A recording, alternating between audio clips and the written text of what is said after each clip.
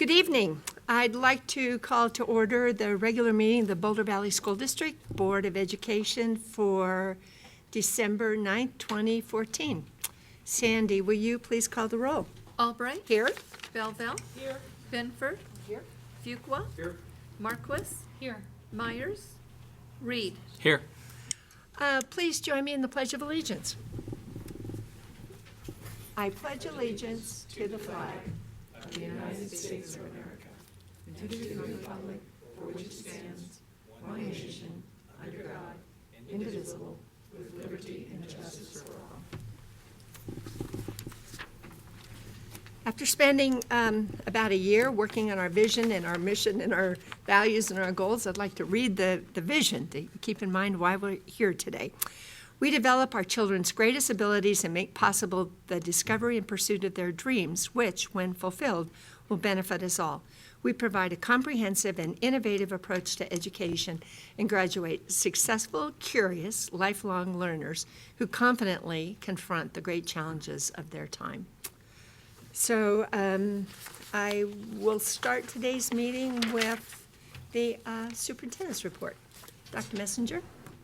President Albright, members of the board, good evening and welcome. So I have a few items I'd like to visit with you about this evening. First of all, we were at an event earlier this evening, the Superintendent's Honor Roll, where twice a year we honor accomplishments of our employees and or our students. And so thank you for attending, and thanks to those who made the nominations and those that we honored this evening. As is oftentimes the case, those that we recognize are a nice representation of all of our different services and supports that we provide our students, which helps us create the kind of learning opportunity for all of our students across the district. So again, nice evening and nice recognition, and my congratulations to all the honorees. So the next thing I would like to visit with you about is, as you know, we have new assessments in the school district and across the state of Colorado this year.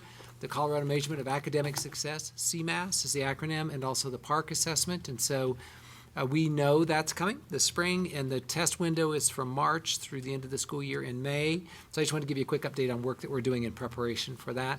We've been working closely with our Ed Center staff, folks in our office here, and working with Mark Schaefer, our Assistant Superintendent for Leadership for Secondary Education, and Sandy Riblinger, our Assistant Superintendent for Elementary Education, are taking lead on organizing our work with our administrators so that we are ready both with our parent communities, our students, and our staff. So our district leadership team last week, we dedicated the meeting to this purpose and beginning to set the stage. Our plan is to formally begin communication to parents and to staff after the first of the year, after winter break, where we begin to lay out, sort of walk down the path of helping them understand what will be different this year and in what ways it will be different, and so kind of an informational campaign to work on that.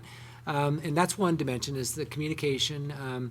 We pulled our leadership together this last October, about the big areas we thought we need to focus on, and communication was one of those. The other is the actual test administration. So what we know now are the test schedules, meaning the amount of time in each of the content areas at which grade level, so we can begin to build a schedule that will accommodate those assessments. And so that's work that will go on in the after the first of the year. And also technology. All the assessments will be online with the exception of mathematics. We are given 1 year where we can administer the math assessments in a paper pencil format the way we used to. And we have opted for that, for mathematics as a district. It was our choice because, in part, to take some of the burden off the technology that we need to be able to have available for not just other tests, but also for teaching and learning. So that's, we'll see how that goes, but we think that might help us walk into this over time. So the technology. Then the other final part I would mention is the training for staff.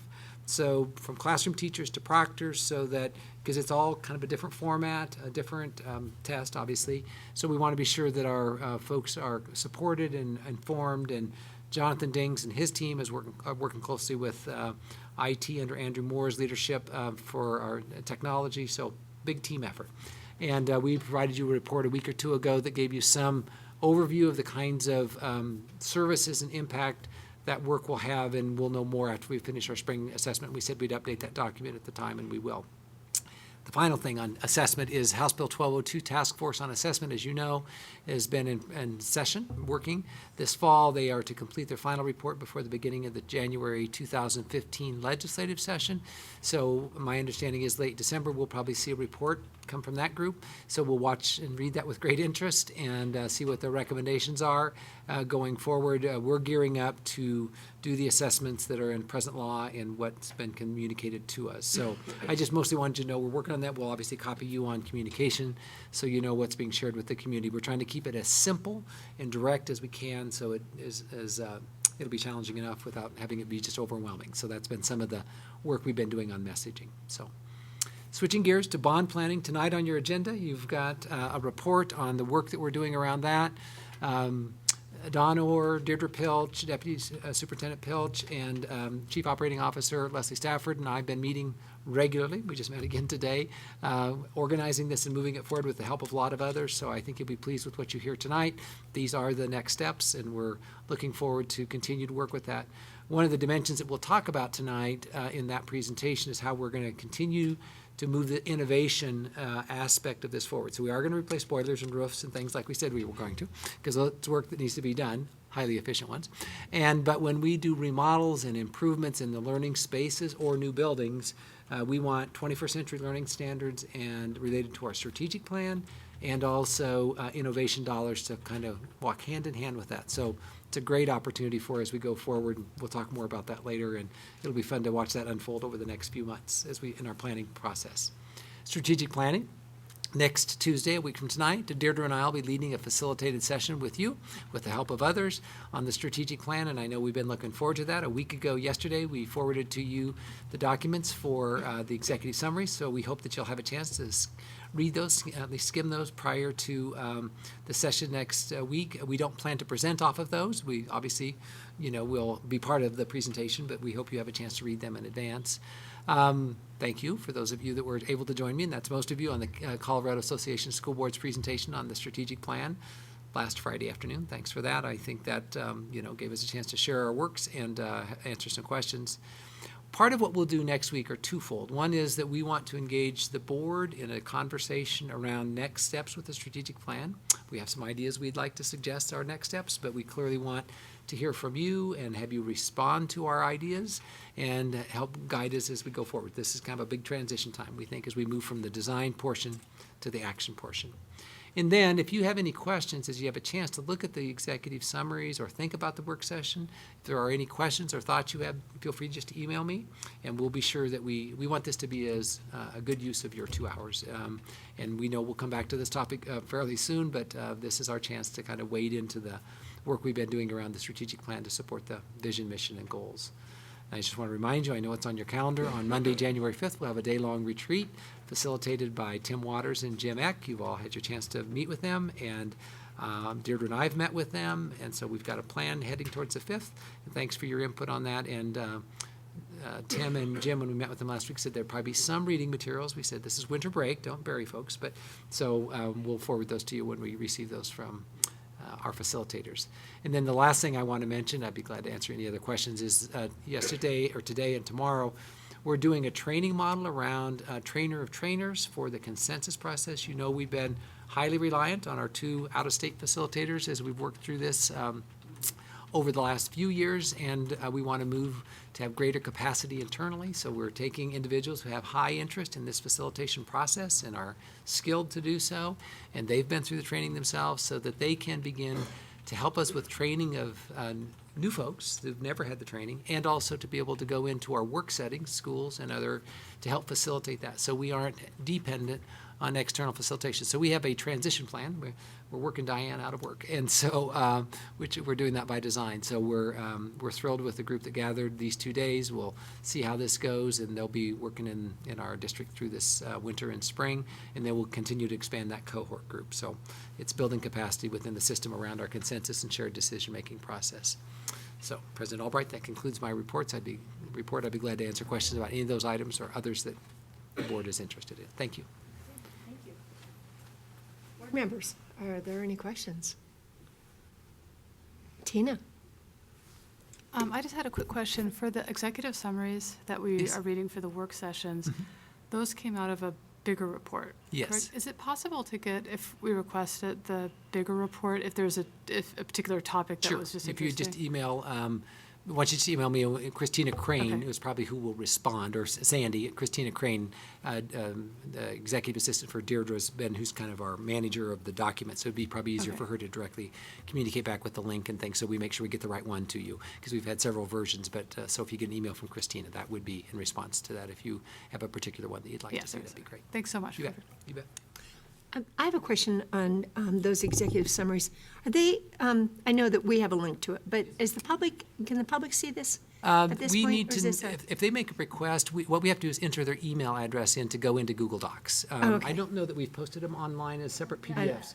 I mean, we can do that. I mean, this is a working document, but if anyone, we push them out to district, you probably know better than I do who we pushed them out to. Yeah, the district leadership team, of course, all of the committee members from all the committees. But we can, you know what, we can post them to the superintendent's page. Where we have the other have the documents. rest of the strategic plan stuff. We can just post them there. All right. Yeah. So, And we'll need district- them anyway for our meeting on next Tuesday. I mean, Right. they'll be public, Right. you know. So I the mean- District Accountability Committee also received them, and then I think our steering committee. And the which steering then- committee. Yeah. Okay. But we can have Christina just post them up. So where we have our other, where we had the overview for each of the committees, it's been there for a while on the superintendent's page, we can just add these as docs there, Okay. okay? All right, yes, Thanks. other questions? Other questions? Do you have anything, Shelley? I had a question about the training of the trainers. How many people are in that? And who are they? And not by name, but by position? I'll ask Dr. Pilch to respond to that. She's organized this week. Okay. Thanks, Dr. Messenger. So I think we have 18 people in the room being trained, and they range in position from classroom teacher to principal to assistant principal to dean of students. And then we have a couple of retired individuals in the room also, a retired teacher and a retired principal who are being trained. Okay, great, thanks. Board members? I had one more question, sorry, on 30 topics. The 1202 committee or commission that is looking at assessment, have we officially testified or sent in our comments? We have communicated with them. They've received a copy of the resolution that you approved last spring, and we have shared other documents with them. And I know that we've had other, like our students communicated directly with them with their document. And so we have forwarded documents. Adele Bravo, who is is a teacher and is the representative for the Colorado Education Association, has been kind of who we've worked with, but we've done some things directly as well. So, I mean, the resolution that you approved last spring is really the only formal position the board has taken, Right. and we have shared that with them. Okay, good. Well, I just think it's important for us to talk about what we believe and what we think, and thank you for And as you doing know, Tina Mew, president of the Teachers Association, BBA, and I sent a letter to all of our staff and our community, our parent community, a month or so ago with the link to provide input directly. They had a website they set up to take input, so it was just an email folks could send. And my understanding is a number of people exercise that, which is great. And some of the parents I've talked to. Well, I just think it's really important for us to speak up. We have a lot of insight. We had a lot of experience in the first round of these tests Yeah. last week or last month, and I just think it's important that our voices are heard here from Boulder Valley. So We've thank you for remained pretty doing active that. through the process, you bet. Okay. Any other comments, questions, Superintendent? Okay. Well, the next item on our agenda is public participation. And today let me read something about it first. The board recognizes the value of public comment on issues related to the operation of the schools. To ensure that our meeting is conducted in an orderly manner, we ask that persons who address the board, 1, confine your comments to matters that are germane to the business of the school district. Speakers on agenda items will be first, and then others. Limit your presentation to 2 minutes. Recognize that students often attend or view our meetings. Speakers' remarks, therefore, should be suitable for an audience that includes kindergarten through 12th grade. The board president may interrupt, warn, or terminate a statement that is unrelated to the business of the district or inappropriate for K-12 students. There's a lighting system on the podium. It starts with green. You have 2 minutes. It will turn yellow when you have 30 seconds remaining and turns red at the end. When the light turns red, please wrap up your comments so that we can move on with our agenda. So we have one speaker signed up today. Michelle Crawford, you're back again to address the board, and you've got some people with you. So do. welcome today. Thank you. President Albright, Boulder Valley School Board member, Superintendent Messinger. 9 months ago, I stood before you asking you to consider allowing students from Broomfield High, Centaurus High School, and Peak to Peak to join Monarch High School mountain bike team, thus making it a composite team of the East Side Boulder Valley High Schools for the 2014-15 school year. Tonight, I come before you to say thank you for granting the team permission to become a combined team of riders from all 4 schools that is now the Monarch Composite Mountain Bike Team. The Monarch Composite Mountain Bike Team did exceptionally well this season, finishing 21st among 44 teams in the National Interscholastic Cycling Association, or NICA, Division II Series Championship for the state of Colorado. All 12 of our riders finished the season strong, encouraging their fellow riders to becoming fast friends at practice and at races. Some of our riders are here this evening, and I would ask that they stand as I call their names. Centaurus rider Sam Everett won 2nd place overall in the Colorado State Championship Series among the D2 sophomore boys. Sam's not here tonight, I'm sorry. Rider Chester Anderson from Broomfield High School placed 14th overall in the same division, and fellow sophomore boys Colin Crawford from Monarch High School, Mitch Allen from Broomfield High School, Dominic McLean from Broomfield High School, and Tori McKee from Monarch placed well ahead of their pack of 93 riders in the same division.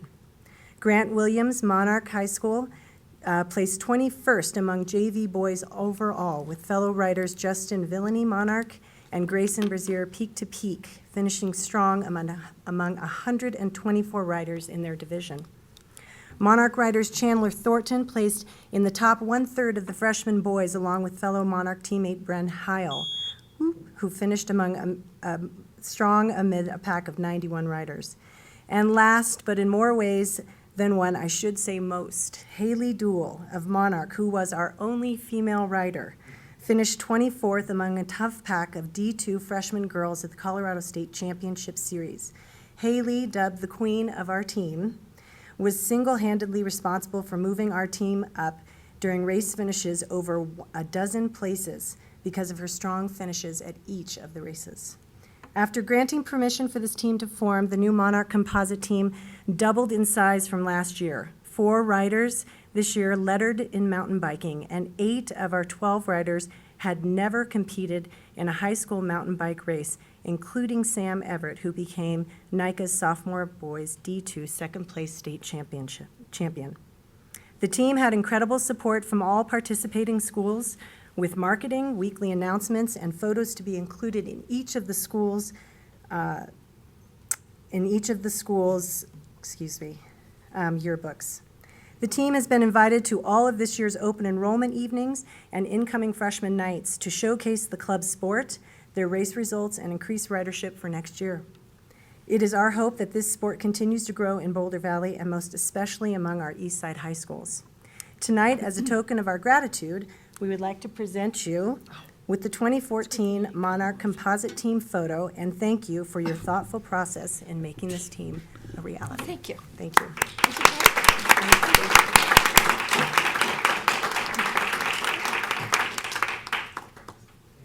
Well, thank you. And congratulations on your success and in organizing with students from many different schools. It was a terrific activity, and thank you for your persistence and working. Good luck, kids. Good. Anyone else? Comments? No. Okay. Thank you again for coming. Thank you. We'll have to find a place to put this picture. Thank you. All right. The next item on our agenda is board communication. Sam? Congratulations, fellas. That's great. I'm glad it worked out with this composite team and that you're doing a sport you can do the rest of your life. That's terrific. Thank you for being here. I just want to, I always am thankful for the opportunity to go to CASB, the Colorado Association of School Boards annual gathering in Colorado Springs. Grateful to the taxpayers for letting me go there. And I always learn something. This year, the highlight for me was the presentation that Dr. Lori Shepard gave on assessment from the University of Colorado at Boulder. And she's always worth listening to, and particularly now as she gave a very succinct overview based on her 40 years of professional expertise on this topic, and things that we all know about, but that people should pay close attention to now more than ever. The way that too much reliance on large-scale, focus on large-scale assessments can distort curriculum and demotivate students and lead to test score inflation, all those things that we've talked about. But it was really, I think, important to hear again and to think about and ask professionals like her how we keep separate this need to do large-scale assessments, but also make it coherent with what we're doing in the classroom. So a lot of food for thought in that. My highlight from CASB. What was yours?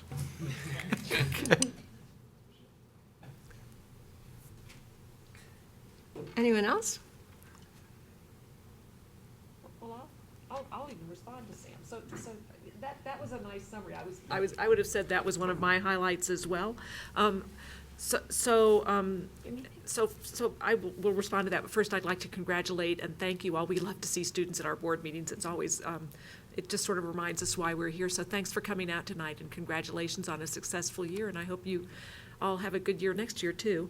And again, the superintendent's honor roll was really terrific tonight. And I too enjoyed the variety of staff members and students who were recognized. It reminds us all that it takes everybody to create a successful education system, from custodians to cafeteria workers to teachers to students who also participate in the education. So anyway, so I thought that Lori Shepard's was great. There were a number of really good presentations, but I will say, to build on the testing, that on Thursday afternoon they had several state legislators come and talk to board members, and I noticed, and I will say they were mostly Republicans this time, who were very energized after the election. So, but there seemed to be an appetite among the legislators for doing something about the testing burden on public schools. I mean, that seemed to be something that everybody could agree on. So I found that encouraging. I will say that as much as we want the testing burden cut back on, one of my takeaways from Lori Shepard's speech was that we tend to, as a education system, swing wildly from one extreme to another, and that she was hopeful, and I'm hopeful too, that we can have an intelligent conversation about the appropriate amount of testing, and not throw the, I don't know if you took the same way thing, but that we should be very careful not to throw the baby out with the bathwater. So anyway, it was a great convention, and I agree. It's really a privilege to be able to go and to brush up on our boardsmanship and get re-energized for the year ahead. And I'm done. Well, I went to the CASB conference too, but I think, Jenny, the thing that you didn't say was that you were elected to the board of directors of CASB, which was a huge, I think, a great thing for both you, because you will learn a lot, but also for Boulder Valley School District, that we'll have our voice represented doubly in that discussion. So I was really pleased. Yes, that with happened election. too, and I'm honored. Yes, I think it'll be great. Sam, interesting, you started with Lori Shepard. That's what I thought was the most powerful too. And I think for me, I mean, it was really interesting just to listen to assessments, one about the value of big assessments and standardized assessments, but also the real importance of keeping an eye on what happens in the classroom and making sure that teachers have the opportunity to really learn and assess what happens with a child every day, and with that bond of helping kids learn. I mean, we need to really keep focused on what that is. So it'll be interesting to see what the testing experts come up with, and I hope they do rely on some experts as they're thinking about what the test should be. And, I hope that they work with superintendents and educators and people who really know about assessments, that we have good assessments for our classroom teachers, and that we still have the standardized tests. I think it would be an important thing. And the other talk that I really liked was Jim Collins talking about public education and the importance of supporting public education. I mean, he's been a guy who's done a lot of work in business, and he's from Boulder, and he lives here, and he does a lot of work. But he says now that he's real interested in supporting public education and how important it is to have relationships with people and to think about leadership. And I thought those are really important lessons for us to really keep in mind. It's about relationships with our partners, from all over Boulder Valley School District, relationships and leadership and encouraging leadership development. But for me personally, I like being there and listening to thoughts about leadership. I think it was a real good conference, and I was glad I could go and spend some time with all of us there. So, thank you. Anything else on board communication? Okay. Then the next item, we're going to go into our information item, and we're going to talk about the enrollment update. So, Bruce. So our annual event, I know you all look forward to. I certainly do. Glenn Segru, one of our planners for BVSD, Boulder Valley School District, is here to provide you an update on where we are with our enrollment trends and patterns, and I think you'll find it informative and enlightening, and also some of what you've seen before as far as our trends. So an opportunity to do an interview with the camera this afternoon, and Glenn provided me some information. So Glenn Segru, thank you for being here this evening, and we look forward to it. I think you were going to project on the screen, I think. Is that true? I don't know. Or you have it in your packet, so It's either in the whichever. packet You have or- you were sent the presentation, and it's in board docs. Right. It can be projected. I mean, I guess in previous years, we did it on your screens, I believe, but we can project it. Okay. Do you want to see the projection? I think it'd be great up there for the public to see. There you right? go. Oh, there we go. You've got it. And it's also on your board docs document if you Yeah, want on your screen. great, we have it here. Okay. Thank you, Dr. Messenger. Again, I'm Glenn. I'm the district planner. And I'm going to talk a little bit about enrollment growth for 2014 and also some of the dynamics of that growth and what we've been seeing with enrollment throughout the district. For 2014, we had another year of pretty good growth, 1.2%. Put that in perspective, our average the last 5 years has been about 1.1%. And even though it's close to that average, it's actually our third best year since 2003 or so. That represented a gain of 346 students over last year. You can see on the chart, there's a lighter area on top. That area represents the charter population in the district. That population has been fairly stable for 5 years or so since most of the charters have filled up. But you can see below that, the bottom line along the bottom, let's see if you can see this. Here we go. Along the bottom here represents the general fund schools, where most of our growth has been the last few years. This year was no exception. It actually outpaced overall growth with 1.4% growth in general fund schools, a gain of 393 students. This chart shows what our growth looks like in an absolute scale. So along the left side, you can see there's numbers 300, 400, and the yellow line represents the district growth as a whole. So for example, in 2010, we gained about 470 students that year. That was one of our best years. This year, here's our growth overall around 350. The bars along the bottom show the absolute growth by grade level. So the blue represents elementary, red is the middle school growth, and the silvery color is high school. This year, we can see a lot of our growth was really concentrated in middle school and high school, with elementary barely showing. That is in contrast with the previous part of the last decade, the last half of the last decade, where a lot of our growth was in elementary. Something I have been talking about in previous years, and I'll go over in the next slide, our elementary growth is kind of limited, and I'll go over to why that is. But a lot of the growth we're seeing at the secondary is really a lot of these large classes moving up through the system into middle school that were previously in elementary and are working their way through. In addition to that, this year we also saw a pretty good influx of new students to the district, moving in migration, you could say. And that helped bolster middle school and high school. And also, we had a little bit of an increase in out-of-district students as well.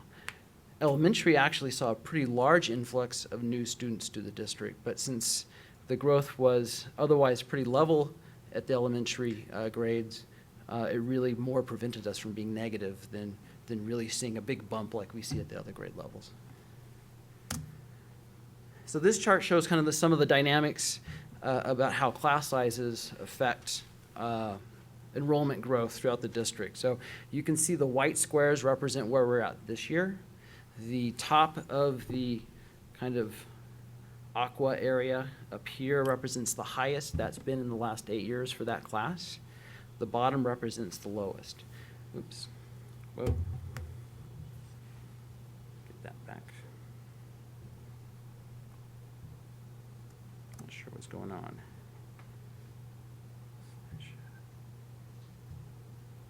Okay. Okay, so the bottom, back up a little bit, bottom.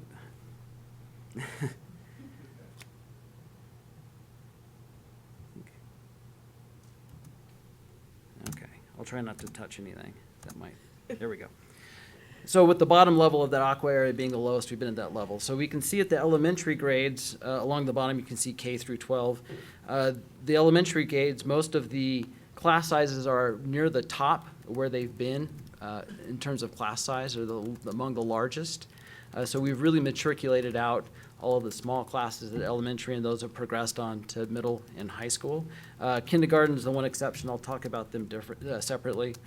We can also see really middle school is also experiencing that as well, where the classes are at the top of their size, and that means there's very little kind of structural room for growth in the system, and we're more dependent at those grade levels on actual higher rates of in-migration, just new people moving to the district, and also out of district at those grade levels, because we don't have anything built in the system that's going to cause those growth, such as if we got a huge kindergarten class that was working its way through the system.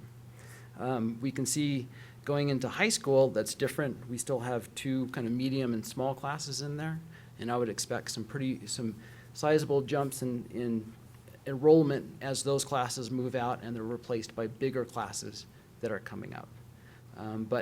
But the long-term story for that is as all of those classes get larger and get towards the top, we're going to be more subject to growth just from in-migration and just from out of district, and we're not going to have as many kind of big classes coming up through the system like we've been seeing in the past.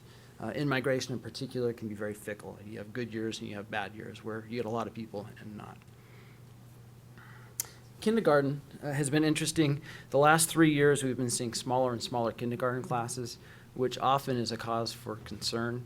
That could actually mean negative growth kind of coming through the system as bigger classes get replaced by smaller, but we're not seeing that. We're seeing kids at first grade appear at average levels for first grade. We're not seeing small first grade classes. I think what that seems to indicate to us is that more people are holding out in their current ECE providers through kindergarten, either private or nonprofit out of the district, and they're entering the system at first grade. That's the one explanation we can think of why our first grade classes aren't coming in small. So this slide shows some of the dynamics between out of district and resident enrollment. Broke my own. The top section of the bar represents out of district. That's been on an increase the last 2 years. We increased by about 60 kids in our out of district population over last year. Last year was a really big increase from the year before that of 180. Previously, we had been pretty stable for a number of years. But we're also seeing in this slide, the bottom section of the slide, the bottom line represents the resident population in the district, and we got some sizable growth from that population this year. Again, pretty high in-migration from outside the district. That grew by 1%. We're about 200 and, let me see where we're at. 282 students, or 1% growth. Now, when we're talking about in-migration, new people moving in, this is what it looks like. The top line represents the new students to the district.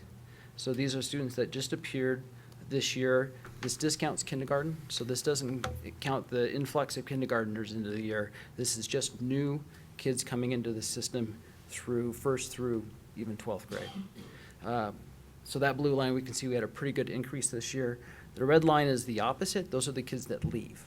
So those were students that were here last year but did not show up this year. You can see on the far left in '04, we actually had a negative year where the more students left the district than came in. That's why the red line is on top of the blue. But as long as the blue line's on top, that means we're seeing positive migration growth. And this year we saw very strong migration growth, about 512 net students from coming in from that. And that helped us, like I said, bolster elementary from what could have been negative growth and helped increase enrollment at middle and high school.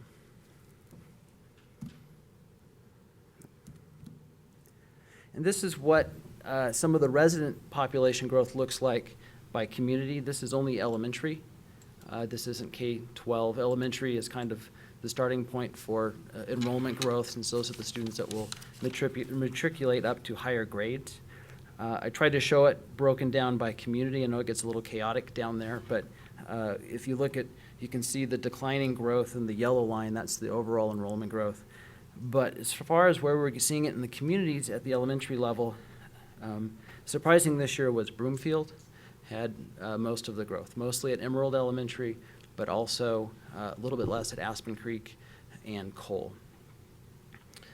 Some of the other big surprise was Louisville, which in the past number of years, at least 5 years, has had pretty strong growth, particularly in LES, and this year they saw slightly negative growth or level growth.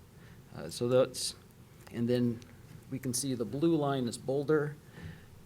And Boulder had in the past been one of the major sources of our enrollment growth at elementary, and largely Boulder has leveled out in growth in recent years.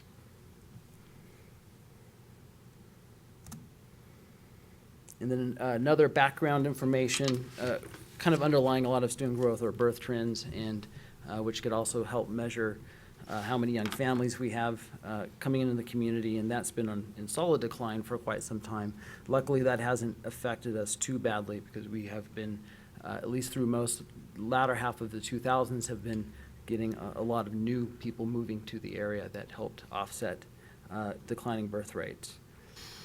The big thing to notice this time is we did get a nice bump in birth rates in 2012. That was the first time in 11 years that there's been positive growth in births.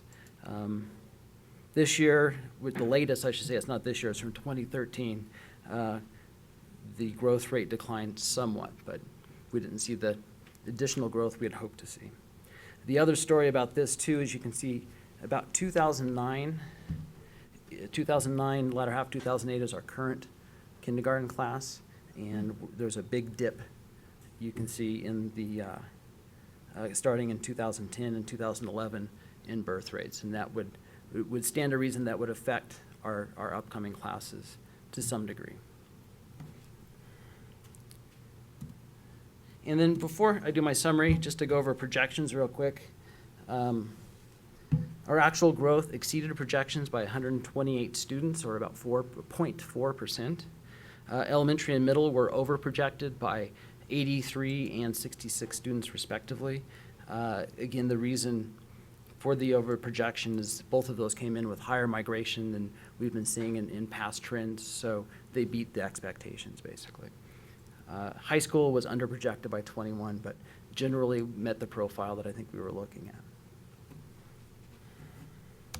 So in summary, biggest gains in 2014 came from new resident students entering BVSD after kindergarten. 282 resident students were added to the system this year compared to 222 gained last year. Retention declined a little bit, but remained high overall. Out-of-district student growth was also positive this year. The population is now nearing 2,400 students of out-of-district students, a gain of 61 over last year. The new ninth grade class was particularly large at 160. Previous average was about 113. Last year was also pretty large at ninth grade at about 150. So we've had 2 real strong years of ninth grade out of district attraction. Elementary growth has been leveling, but seems to be unaffected by kindergarten class sizes that are getting smaller. Strong resident in-migration in 2014 probably prevented either level or declining growth. And we're also seeing some limits to our future growth as the class sizes start to kind of max out and get as big as they can be for that class size, making us much more dependent on in-migration. We also saw a little bit of a bump in the out-migration at elementary level, which wasn't really shown in the slide, but it would be the elementary version of this bottom line in red of students leaving. So a few more left, but they got even more new students, so that helped a lot. Positive signs for the future are a renewed housing market, which is very strong. Heard an economic forecast from the state yesterday that the only thing really holding the housing market back are labor shortages. So the demand is definitely there. We're hearing people are waiting 3, 4, 5 months to get their houses built because there's such a backload. So there's definitely a demand there. The market just needs to catch up in other ways. Erie and Lafayette would be the definite concentrations where we're seeing those new homes.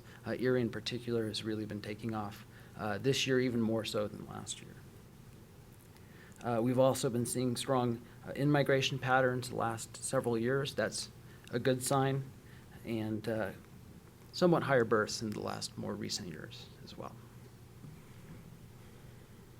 So that's it for my presentation. Are there any questions?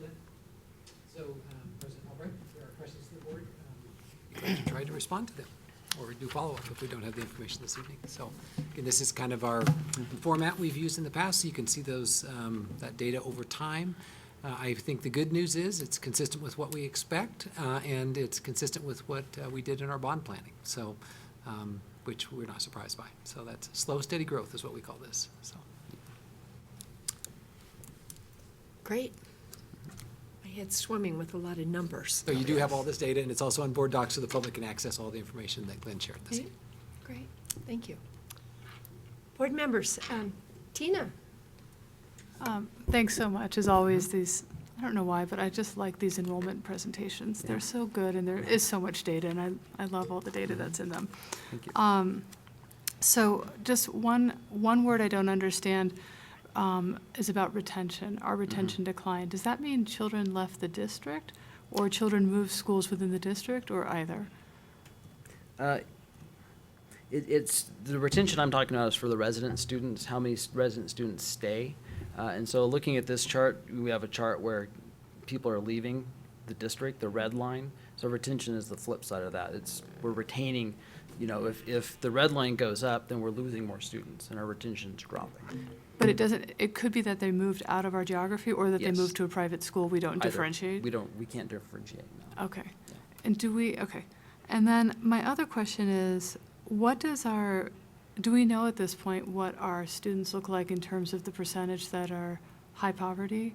Is that percentage, that composition of the students stayed the same, or are we seeing a higher percentage of high poverty at a That's higher percentage? information we can get. It would be, well, as far as trend data, I don't know if we have that online, but I know we have a snapshot for this year from the enrollment office, Right. but we can put together trend data on that. if Okay, you'd so I'm like just to see it. thinking, as we go look at the strategic planning, it's helpful to think out and just understanding what the demographics are of the student population that will be addressing, so. So in general terms, Tina, we have seen slow and steady growth in poverty percentage of the whole, but we are not growing in density of poverty as fast as the state of Colorado is. You might recall a year ago, we saw a reduction in our Title I federal allocation. That represents our census data for Boulder County is not keeping pace with the poverty growth throughout the state. So that's a demographic in our state of Colorado with youth is growing, and we are too, but not at the rate that the rest of the state is. So that's just some context, but we can get data through our free and reduced is the proxy we use for that.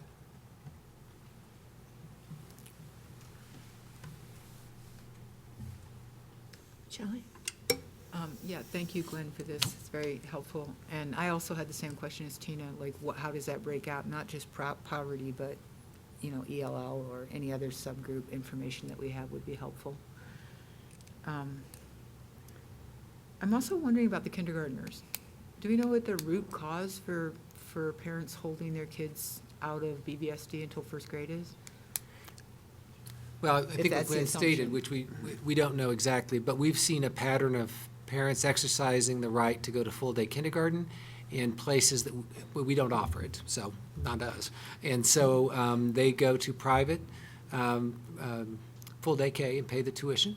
Oftentimes, it's because they are already in that setting and they've gone to preschool. Many of our preschools offer full-day K as an option, so they exercise that. They could come to ours for half-day and pay for kindergarten enrichment, but that isn't, we don't have the capacity to do that for all students. And so some exercise that and then just join us in first grade.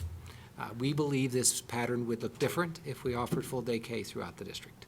So our neighboring districts that would be their experience. So full-day free kindergarten. So we think that's the contributing factor, given this is a pattern we've seen over time, and it adjusts back in first grade.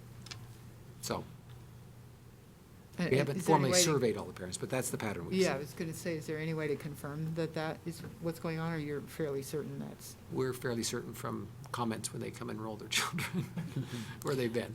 And we can also look at the records to see. Something I can add too is talking to neighboring planners about similar trends. I know at least St. Vrain, who has full day K, says they haven't seen that discrepancy between kindergarten and first. That's certainly what my community is telling me, Shelley. And I just had one other question about the big ninth grade class that came in. How is that going to affect our high schools that are already packed? Dr. Pilch will respond. Sure. So we can manage and control the enrollment by how many OEs we take over the next several years. So we can manage the size of the high school based on that. So they have a very small senior class leaving compared to the ninth grade class we have. So we'll see fewer and fewer OEs getting to come in ninth grade is what we'll see.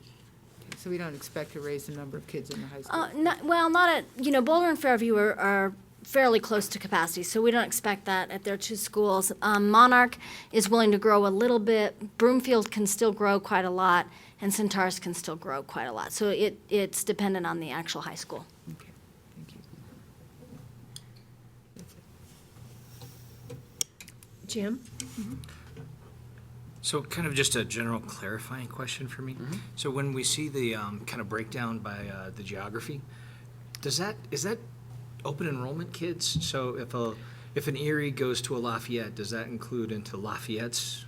Yeah. I know it's a bunch to unpack, but Yeah, maybe I didn't highlight this, but this is a resident population, so this is just the change in By the address. students that live there regardless of Not- what school they go to. So if they live in that attendance area, they fall in the attendance in the community here. okay. And so then the other one was the graph you had that's actually not in our packet, but it's the growth, and the growth is steadily declining. Oh, yeah, this one wasn't in your packet, yeah. And so, I kind of missed the axis. Oh, thank you. So, to me, and I studied a bit of math, but, it looks like we're going to go through zero there. Does it worry us at all? I mean, that graph looks like we're going to start declining. So, we're looking at growth here, how Yeah. much growth we get over or under zero. So you're right, we're falling to zero. This is only the elementary level. This is very similar to if you can see it also. Well, in some ways you can see it here with the elementary, the class sizes, they're all at the top, right? We're not seeing any big classes coming in behind it in kindergarten and first grade that are going to cause more growth. So I'm seeing that falling close to zero and leveling. I don't think that is going to keep continuing into negatives necessarily unless we start seeing smaller kindergarten, first grade classes over and over. Okay. then we'll see negatives there. So, I'll leave it to the mathematicians, but it still looks to me like we've got a date with destiny, and it doesn't include growing 1.2% a year. But it's mysterious to me how we maintain the net migration in every year that's very consistent. I think it's part of our community, so.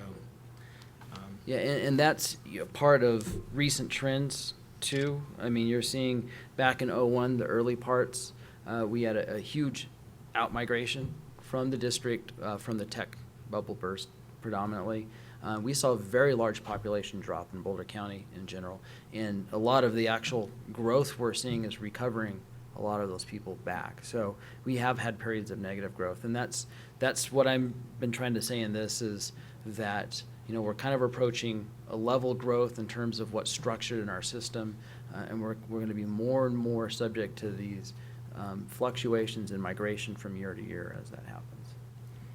Actually, that makes a lot of sense. Thank you. Okay, thanks. Board members? Anyone else? Other questions? Jenny? Yeah, I've got a couple, I think. So, I just want to follow up what Jim asked. So what are we expecting? We are expecting growth in Erie, so Yeah. will that balance out what we're expecting, declines in other places, or what are we expecting out of Erie and when? Just refresh, I know we Erie talked about has it. but- tremendous potential, and the hardest part to guess always is how fast the market is going to build those units. Between demand, we know right now the demand's high. The construction's a little bit tempered, but the demand, we could see some. That's the bright side, in the in-migration scales if when those developments take off and are really contributing lots of new students, which we hope to see definitely. And I wonder, we are missing a slide, or I was missing a slide, the Yeah. really pretty one with all the. I should have pointed this out. This was one that I added since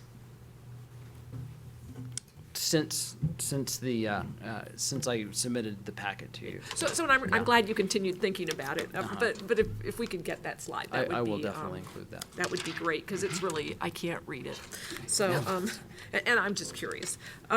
So I'm kind of curious about out-of-district open enrollment just a little, which is there like a wait list? And do we know how much of the out-of-district is in charter schools and how much is in neighborhoods? It's a report we prepare after the first of the year, so it's not a part of this report. Okay. So we do know that, and you receive an annual report on that. It will come after the first of the year. Okay. So we do know all of that data by school.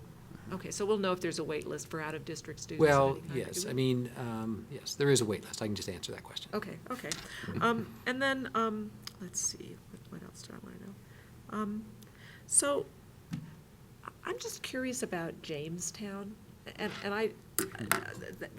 are those students ever coming back, or were they ever, it looks like there's not very many of them. So we don't know. I mean, some of these families lost their homes, and so they've transitioned to other homes in the Boulder community, and some of them are in our schools, some are in neighboring communities, some plan to rebuild. I'm sure it depends a lot on their insurance and their ability to do that. These are families, many of them in crisis still. So our commitment was to open the school and welcome the families that could be there, and then we'll monitor that. Our understanding is we have a number of young children that are in the community that, if not, they will enroll in time. So, we'll just have to see. But I think there's still, that community's still trying to establish stability following, the terrible flood a year ago. Well, So, and I don't. so there is, I would just say there's some uncertainty as to if and how quickly we will return to the enrollment numbers. And so they could be children of, different families too. I mean, they may be, some of those families may not return. But that 'cause community they've enrolled. continues to rebuild. I'm Yeah. happy that we made that commitment. I was just kind of curious. I just say we're still in transition, and this may take some time. Okay, well, yeah. So I think maybe you answered this, but I want to follow up because I'm not quite sure I understood it. Do we know how many students open enroll out of our district and where they go if they open enroll out, or not? I exchange reports with St. Vrain. Okay. I don't have those numbers in front of me. I can definitely get them to you. Our numbers are, I think, to St. Vrain are, I believe, not a quotable number, but in the range of at least 900 or so. And I think St. Vrain gets around 600 of ours, 550, 600. Okay, so there's some that goes. There's a flow. Some that goes both ways. Okay, well, thank you for this report. I always find it data heavy, but informative and interesting. So I do have a sort of a qualitative question. So do we have a level of growth that we think we're more comfortable with? What do we think about growth?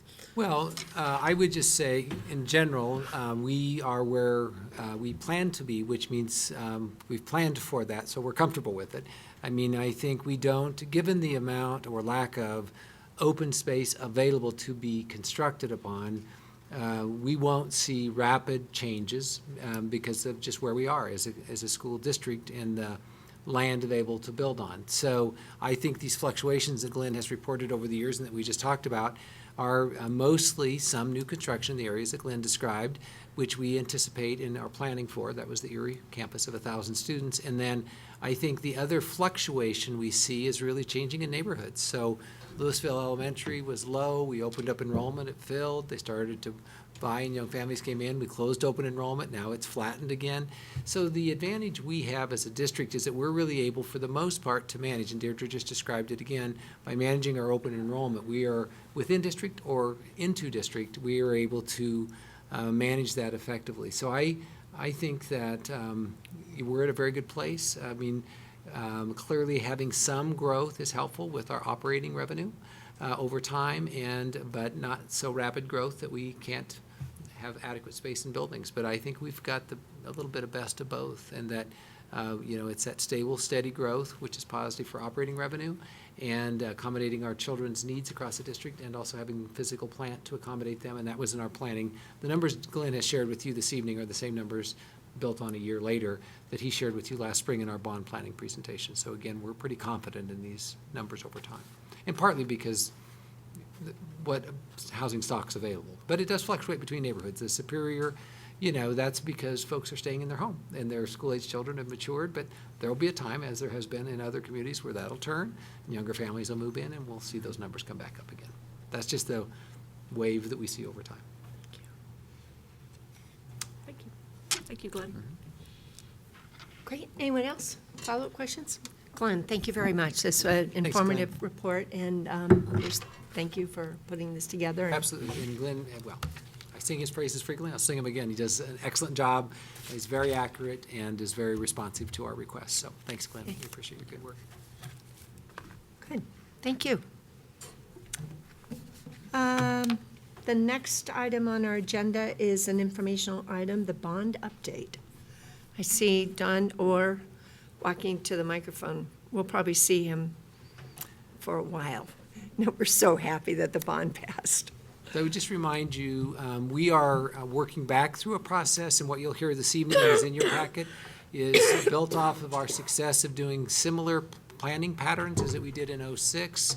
So those of you that were involved at that time and followed this, you'll see some very similar pattern as far as our planning, with some changes that we'll highlight tonight. So again, I too want to acknowledge the good work of Leslie Stafford and Don Orr and this planning, along with Deirdre Pilch, as we're laying out these next steps in our multi-year process. So Assistant Great. Superintendent Thank Don you. Orr. Before I start, I want to just cover a few components of the information that we sent you. But the day after the election, so Wednesday morning, I got an email from a gentleman, and he included a quote that I would like to share with you. I'm going to attribute it to Peter Drucker, and it is, "The problem with good ideas is that they rapidly deteriorate into hard work." And so that's exactly where we're at right now. And but it's not only hard, but it's exciting. I wanted to give you a quick overview of how we intend to implement this bond, a management plan. I want to preface it with that the documents that you have are dynamic documents. There's intended to be movement amongst them. I'll go into details on certain components of this plan, but first I'd like Leslie to talk a little bit about the financial aspect of selling the bonds. Thanks, Don. So Don and I have been working on this carefully for the last few weeks, and we've decided we're going to issue $225 million worth of bonds for the first set of projects. So that will help fund the project costs, the overhead costs, and the issuance costs for our first phase of projects. So with that, I've been working with the district's financial advisors and bond counsel, and we've been estimating what we think we might be able to sell the bonds for.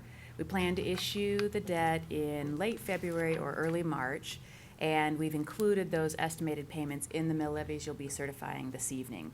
So I've also included a timeline of our process here for selling these bonds. It's about 90 days from start to finish. So starting in December this month, we'll be starting our official statement work. Then in January, we'll be meeting with the rating agencies and the analysts to get our ratings.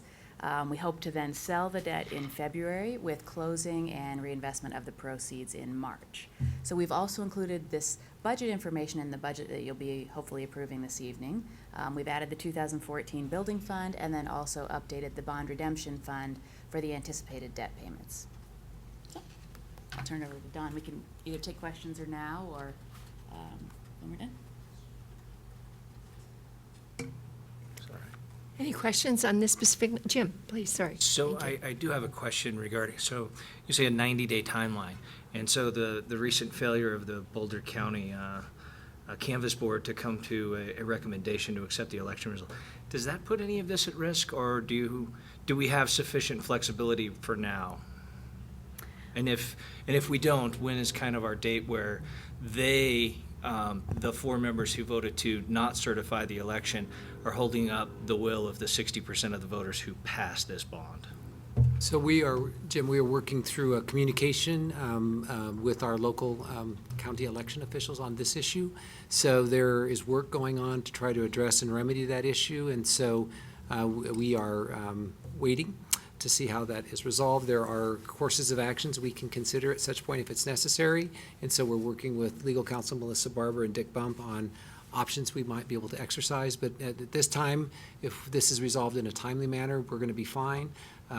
It could affect the timing if we aren't able to have the county resolve it fairly quickly. But there are certainly different strategies that can be taken, but we're working through this week to see if this can be resolved through a process that's some decisions are made. So we're working through that right now.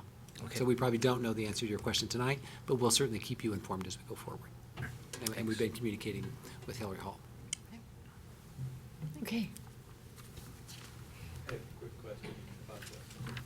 Sure, Sam. So Leslie, we had talked, I think, at one point about maybe, doing the kind of the mini bond idea that I think Denver said this summer they were going to do for the final bond issue in their big roads and buildings bond, where they would sell them like $500 a bond to the average citizen, just as a way to offer an investment opportunity for regular folks. Are we considering that? What's your current thinking on that?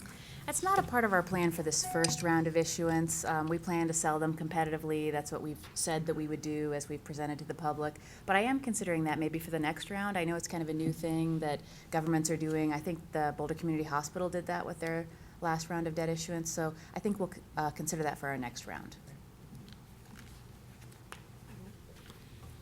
Good question. What? Okay. All right. So save your money, Sam. Yeah, that's right. I can hold it for you if you'd like, just so you're not tempted to spend it somewhere else. So I'd like to just give you an overview of our intent on the management of the bond. So we're planning to do that in-house this year. That's a little bit different than what we started with in '06. We had a hybrid version where we brought an outside firm in to augment our staff with overall program scheduling and budgeting. I feel we've got the expertise in-house to do that. Those are savings that will go directly back into the project. So I've got a strong team that's up to the task. Probably the last 2/3 of the '06 bond was managed in this fashion, so we'll carry that forward with that momentum. We will be augmenting staff for the various roles in this bond, specifically project managers, and you can see on the attached organizational chart that we also will be employing assistance in purchasing. This is a checks and balances, so our bond-related services that will be buying equipment and furnishings, that person will report to our purchasing department. Legal, we have a need for in-house legal, not necessarily a practicing attorney, but somebody with a law background that can help us with our RFPs and our RFQs, all of our contracts with our design firms and our contractors. And then finally, accounting. We'll have accounting and accounts payable to that will report to our accounting department. So I think as structured on the org chart, it's a good balance. All the necessary functions are filled, and the reporting is appropriate to those specific areas, so that it's not all reporting to me, that we have folks that are going to be held to district procurement policies, district legal policies, et cetera, and the appropriate supervision of those personnel. The meat of what I've given you tonight is the master schedule for Phase 1. And as we developed that master schedule, we applied certain criteria which reflect district priorities and needs. And those criteria are projects that have the most impact on enhancing the learning environment. And those would be projects like the replacement schools, the new schools planned, and schools where we wanted to implement air conditioning so we could take advantage of extended learning opportunities over the summer. So those were the first batch of projects that filled that Phase 1, partially filled that Phase 1 list. We wanted to acknowledge the work of the charter schools, specifically Peak to Peak and Summit, who had the benefit of doing some advanced programming for their campus build-out. So they're quite a ways ahead of the balance of our schools, and to not have those plans become stale, acknowledge those two schools in Phase 1. We wanted to also identify projects that would require extensive planning. Erie campus is one. The Netherland projects are another, where we need to engage the community to help us define the delivery, the instructional delivery models that are going to be present in those buildings. So those questions need to be answered before we get into construction drawings. And so those two areas are in there. And then finally, projects that, let me back up a little bit on the last one. The complex projects, in addition to the Erie, the programming phase, projects at our high schools, specifically Boulder High, Centaurus High, that are very complex, probably our more complex projects in the whole package. We wanted to jumpstart those, include those in Phase 1. Many of these projects, although they'll begin in Phase 1, they could carry over into Phase 2. So we're not going to start all the projects all at once. They're not all going to finish at once. We're cognizant of the fact that we're competing. You've probably followed in the paper. Google's got a pretty massive construction proposal for the city of Boulder.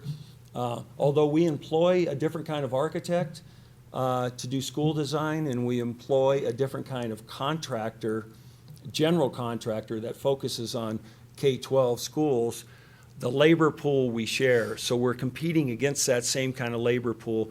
So we have to be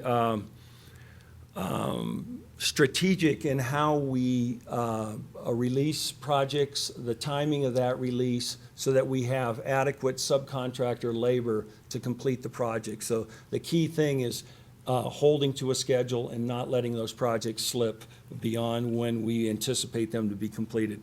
And then finally, the fourth criteria are projects that we think we can complete this summer and the summer of 2016. So those are the four criteria that we applied to the program which developed our Phase 1 schedule. In a few weeks, I'll be able to share with the board and the balance of the schools Phase 2 and Phase 3. We're working on that right now. I'd like to talk a little bit. Bruce mentioned our educational specifications. We will be undertaking an RFP to bring in a educational planner to assist us in defining our vision for 21st century learning. And that will be complemented by the work that we're doing in our strategic plan. And so I think it's important to develop that information, that vision, that philosophy now. Subsequent to that, our architectural firms will be developing school-specific educational specifications for the replacement schools.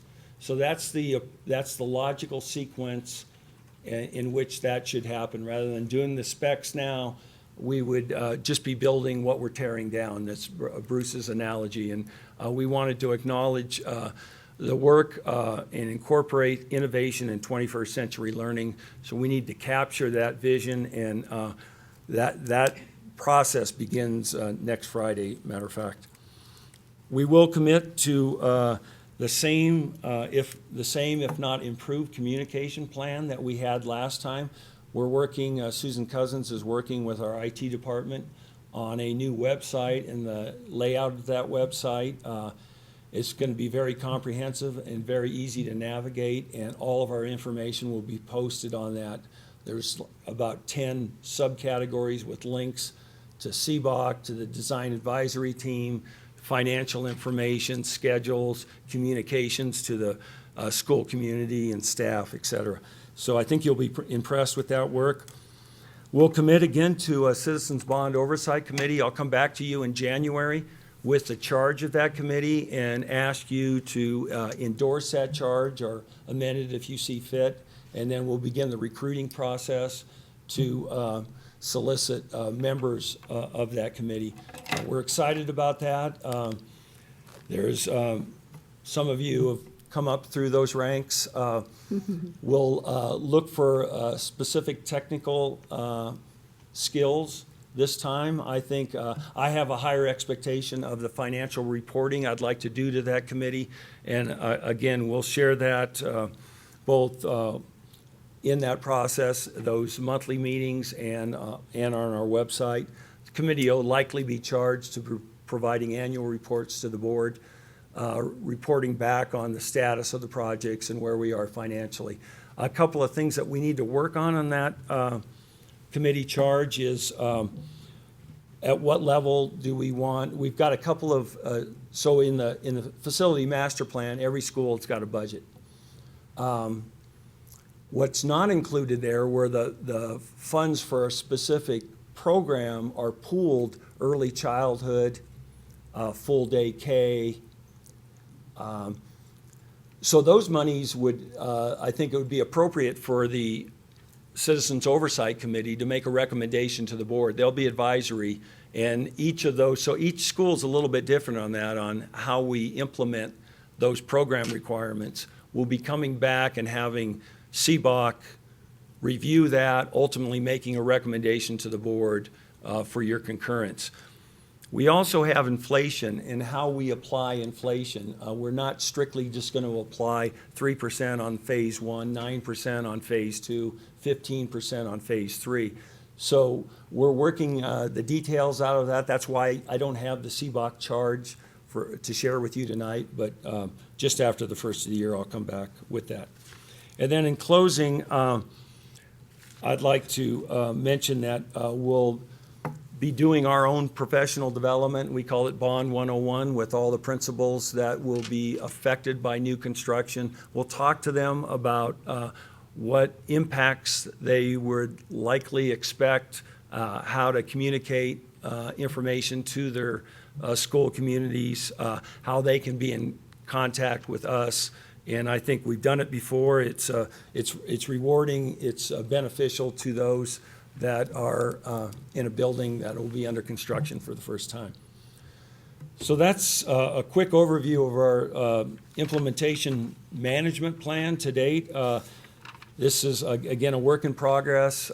We've got a lot of staff time on the front end documents right now, RFPs, RFQs, all of our contracts, trying to make those consistent. We're sort of flying the airplane as we're building it. but I have confidence in our team. We've got a strong team, and I've got great support from the superintendent's office. So with that, I'm happy to answer any questions. Sam? So for the CBOC, is that what we call it?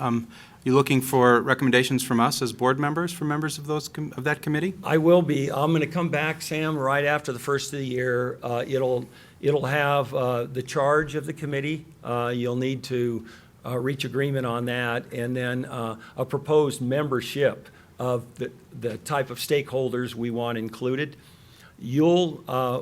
We'll do it on your behalf. Send out notice to recruit members, and they'll submit an application to the superintendent's office.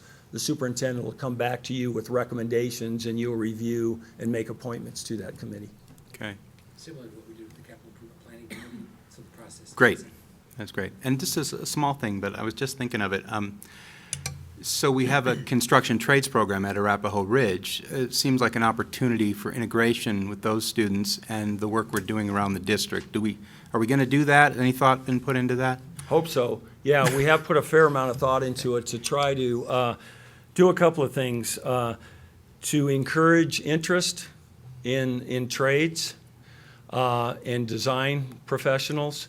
As we're working with our architectural contracts, we're writing some language that we require them to provide opportunities for the school community to become involved. And so that means different things at different levels. Certainly at Arapahoe Ridge or a secondary level, we can have pretty active membership. We do tours at the elementary level. We'll walk a school community through the construction project. That helps us because we can talk a little bit about safety, our safety program and what they can expect. But all along the way, I think it's a learning opportunity that we want to take advantage of. Thinking about kids, good idea. Yeah. Tina, yeah, hi. For the staff augmentation, is that out of the general fund or the bond fund? It's all out of the bond It's in fund. that fund. So these are employees that would be employed through the duration of the bond or as needed. They're at-will employees paid for from bond proceeds. Okay, and then. That's part of the overhead, yeah. Thanks. And just kind of following up on what Sam was saying about involving students, are students being involved now with the innovation design piece? And I've been attending a couple of the Growing Up Boulder events where they've asked third graders in Whittier to help envision the Civic Center space. And I was just wondering, if there were a presentation that we could attend, I do love seeing how students think about space and learning. And Yeah. It's again, a great opportunity. We have on most every project, there'll be a design advisory team. And so the membership of that is typically staff, teachers, administrators, parents, students, neighbors. So there's an opportunity to help shape these plans. And when it comes to innovation, it will definitely that'll be a school-based effort. We've talked about it being an entitlement fund. It's not money that they compete for. It's money that is guaranteed, but they need to develop the plan on how it's going to be implemented. And so that could look a lot of different ways. Each building can be unique in that. So we would hope that the school communities encourage students to be part of that. They're going to know the space the best. Shelley? So I just want to follow up on Tina's question. You expect the 10 or 15 people that you'll be hiring to help with this to all go away at the end of the bond? They're not permanent hires? They're not permanent hires, correct? Okay, thanks. Jenny? Although I was going to comment on this anyway. One of the things that I know we made a decision as a board a few years back, I can't even remember now when, to keep on some staff that has provided some continuity. It was kind of a painful decision at the time because we were making cuts, but I'm really glad we did that because I can see the degree of that there are savings as a result of that because we have expertise in-house that we don't have to contract out. And because it just sounds to me like things are going to go so much more smoothly because we've retained some expertise. And so I think that was a good recommendation on your part, Don, and good planning ahead on staff's part. Well, I'm appreciative of the Yeah. board for acknowledging that, because I think it goes, the facility master plan was solid, and I think the voter, it was data-driven, the voters understood it, and we were only able to generate such a document because we had the same project managers that were involved, not all of them, but the majority of them in 2006. The other thing I'd like to comment on, Ginny, if we contracted out, and I've been here in the district when we've done bonds and we've contracted out, and I can tell you in '98, we probably were spending on a package that was about $98 or so million, $89 million, I think. We were probably contracting services at about $1 million a year. That was about a 3-year project. So just multiply that for the magnitude of this project if we were to contract. So it was really a wise investment by the board. It did, we did carry that overhead from the conclusion of the '06 bond, which was about a year and a half ago. But they haven't been sitting idle. They've been doing the assessments. They've been preparing documents, rewriting our specifications. And so where we paid a little bit on the front end, we're going to get tremendous value over the life of this bond. And that value is translated into additional money that goes into the schools. So thank you for acknowledging that. Yeah. And thank you for your hard work. This sounds great. I'm really thrilled and excited about all the great things we're going to do for kids. Board members? So in the past year, we had some learning, I think, that we picked up for the design advisory team work, the way that they were engaged and they were involved. And I think what I just heard you say, and I just want to make sure I heard it, is that we've learned along the way what things that work, and those are the things that are in process now. Yep, great. I think that's a good thing. It's a very small thing. On Bond 101, we have some interim principals, so I'm guessing you're going to invite maybe some assistant principals, maybe to fill in if people are leaving and moving around. And you might also think about taping that program so that a new person that's hired in June or April, May, new principals might, have access to that. Sure, we do it more than one occasion. We do it for okay. each phase. But if we do have principals that will be new in the fall. And so likely we wouldn't start that. We would start that process before we start the design advisory team process. So we may have to have a special session. So we'll probably do this in the spring. And if we do have new principals, Boulder High is one that will see a new principal, a phase 1 project. We'll do a special session for those new hires this fall. Great. Well, this is a fantastic program. Thank you very much for being thoughtful about all these issues. I mean, I think you've learned a lot. We've all learned a lot, and was very successful the way we wrapped up the old one, the way that you launched into this new one with the master plan and the staff that you have available. And Leslie, we've learned about money and how to handle it well. And this is really exciting for this big launch. We'll see if we can outdo what we did in 2006. Oh, my gosh.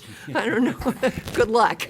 If I could, Lori, I just want to add to that. I mean, I concur. We are very fortunate with Don and Leslie's leadership and Deirdre. I mean, we have our team throughout is very experienced and benefit from a successful 2006 build-out and the positive support from our schools around this. So Don's right. It's a lot of work, and it's exciting work, and we very much appreciate your support, both getting us to this place of being able to ask the community for this financial assistance on facilities, and now your support as we build this out. So thank you, and I look forward to good reports in the future. Thanks. Okay, well, I'll turn it right back to you here. Thank you. The next item on our agenda is... Yes, so on your agenda, you will notice the third information item is the budget timeline. And so this is an annual event, again, where a few years ago, you, with the assistance of the business office and Bill Sutter and Leslie Stafford's leadership, created a timeline for budget development. And so our process has been, in recent years, is about this time.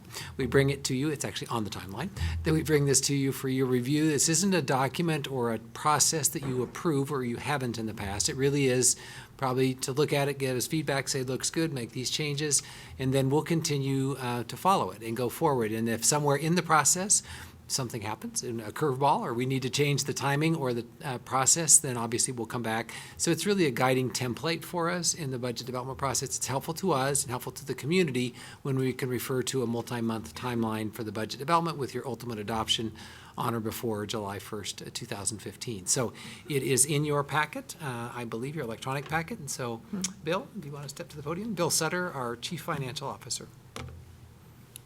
So we'll run through this PowerPoint very quickly.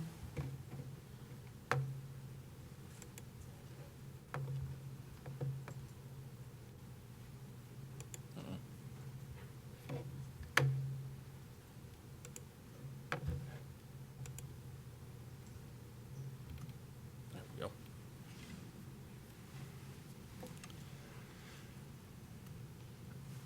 So as we work through the pieces of this timeline, this is the unique part of the year where we sort of have the convergence of time, right? We adopt the prior year's audit, we adopt the current year's budget, and then we review the budget development process for the next year. So the budget development timeline is a 7-month process. Stakeholder input options exist throughout this timeline, so there are multiple points that the stakeholders can provide the feedback and input to district leadership and the Board of Education. Next, we have the Board of Education timeline. So these are the board meetings and work sessions that are in place. It's regularly scheduled, nothing out of the ordinary.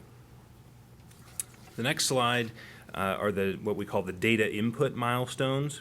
So throughout the process of the budget development, we receive these data that influence the development of the budget. So we do start with the enrollment update, which we just had, current year revenue forecasts, the General Assembly starting up, and open enrollment, which influences staffing, health and dental costs, inflation, the prior year inflation, which determines the next year's funding increase at the state. And of course, the adoption or the quarterly financial statements. Again, all these are just data inputs along the way that we get more information for developing the budget. Then we have our feedback milestones. So these are points where we get specific feedback from the Board of Education. Work session in February, where we have historically developed the guiding principles, and the work session in April to review the preliminary budget. And again, the board meetings that exist throughout that have opportunities for that feedback and input. These are what we call action milestones. So these are contractual or statutory action items along with the major commitment of resources that comes with the allocation of staffing. That's the large green box at the top. So we do sort of roll out staffing throughout the spring. But again, when we're into that, we're committing those resources out. And of course, the action at the end by June 30th to approve the budget for the next year. And then these are just all the pieces layered on top of each other and putting it all together. One happy chart. Thank you, Mr. Sutter. So I think if there are questions regarding the timing or timeline or items within, again, this is, I think, Bill, we just rolled forward what we had used in the last year or two, which I think for the most part has served us well. I think the one added dimension that we will have that I think will fit into this, but this, you know, if we think we need to modify it, we should. Once we get into it, is the strategic plan and recommendations that come forward from the strategic plan. We've, as you know, have not had that component. And so I think next week, part of our conversation, the work session, Deirdre and I will visit with you, remind you, because we've had this conversation earlier in the fall about those implications of the strategic plan. And one of them is resource management. So if we bring forward some prioritized activities that call for additional resources or reallocation of resources, we would bring those to you for your consideration, probably public comment around those, and those would be done relatively early in the process so that you can consider them along with the other requests or needs within the budget. But again, I think this timeline satisfies that. That's probably the one component that is new and we'll get through this year for 15, 16 in our planning, and if that informs us to make some modifications for this process or timeline next year, then we'll have that information. So that'd be the one element that, I would just remind you that we've talked about before. I'll just jump in and ask a question on that. So, on budget priorities, and I was thinking what I heard Bill Sutter say was that it would be in February, the 24th, that we would present guiding principles. Are you thinking this is like a mid to late February 17th or 24th, those 2 dates on here? We With have a regard work to the session and a strategic meeting. plan? Is that Pardon? your question? With regard to the strategic plan? Is that what you're asking, Well, Lori? yes, either the strategic plan or board's questions about priorities. I mean, we've talked about some questions that board members might have or might not have. I'm just wondering if that's the first time that we have to bring those up, where it's kind of in process. I think they could come sooner than that. I mean, there's probably two sources of this. One might be items that we recommend for your consideration that come out of the strategic planning process. And it wouldn't be just like one thing. There might be multiple, or we might give them prioritization for your consideration. So you could look at that. And then there might be other areas that aren't necessarily coming out of the strategic plan that are priorities for the board that you would want to set alongside those. And then we are working on contracts this year, and we're working on lots of things. So when we met back in the fall, I think September maybe, we had a work session where we talked about budget prioritization process and timeline, and we sort of set out and talked about a few of those larger items that, might not all come this year, but would be at least in the consideration mode. So we'll begin to narrow that down, and again, we're not going to bring one list initially. We begin to say, here are some considerations. These are estimated costs associated with those. If you have ideas you want us to consider in that, then if you don't, we'll get cost estimates on those, and then as the spring unfolds, we'll know better where we are with the legislature, and we won't know until May finally, but I mean, I think we'll have a sense of how this begins to come together. And so, I think January, February, I want to just reiterate what Bill said about that March timeline. When we do staffing allocations, and our target has been around spring break, so our principals can get on with their planning for the next fall, that's a large commitment of resources when that happens, because it's mostly what we do. And so, if we get on the backside of March, there are fewer options. So that's why that January, February, early March timeline is pretty critical. Which, again, we've done that before. It's just that one element that will be new to the discussion, maybe the prioritization of recommendations from the strategic planning process. So when is the first time that the board has a chance to talk about those more specifically? Is it February or is it in January? I mean, I'm looking at this development process and just trying to see where we ask these questions. So historically, Here's what I don't want to do. Here's what I'm trying to think about.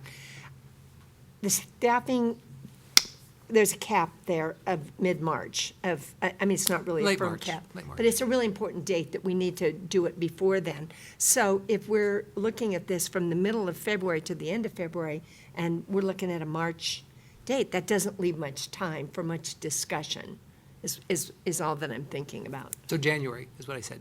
Okay. January, February, March. I mean, so there will be discussions starting soon around prioritizations. I mean, if you're looking at the executive summaries, you see recommendations in there already. I mean, those are gross, Right. 17 different plans, but we'll begin to distill that down to at least recommendations from the Strategic Planning Steering Committee for consideration. So I think there would be anticipated conversations around those that will complement the budget process. We don't think everything has to be in the budget process. I mean, eventually, if Okay. it's going to be in the budget, it does need to be. But, I think we'll see, and that's one of the things we'll see how that works this spring. I mean, the other option is, to give a less conservative allocation to schools in the staffing, which would give you more flexibility later. That has a whole set of implications that go with it. We did that the year that we made some adjustments in literacy. You might recall, Right. we didn't make the allocation until closer to the end of April.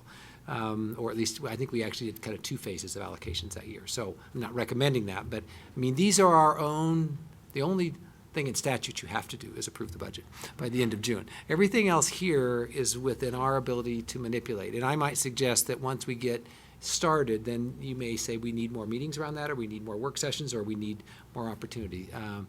I mean, the rollout of the strategic plan and prioritized recommendations aren't all going to come in year one. I mean, we're going to pace this because partly we still have work to do to bring those forward, and there will be some things that will come in year 2 and year 3 and beyond. So we're not going to dump a whole basket of multi-million-dollar recommendations to you in the end of February and say, now let's figure out how to make this work. We'll be more thoughtful, and we'll pace that. Okay. Okay? And I should maybe know the answer to this, but the strategic plan, 17 plans, is there a budget attached to those? Or when do you anticipate having There that? is not a separate budget attached to it.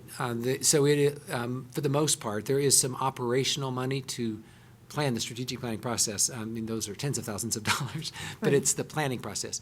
Okay. The work that's recommended or the activities that come out of the plan all will come from either external sources of funding or the general fund. Okay. So that's why it's critical to this planning operation, because these are, so a couple things. When you look at the executive summaries, what you'll notice, some of the work we're already doing, it just gives priority to those, or it could be work that's already accounted for in the budget of departments already. So not everything that's in that planning process calls for new resources. It does call for some, and you see that as you read it.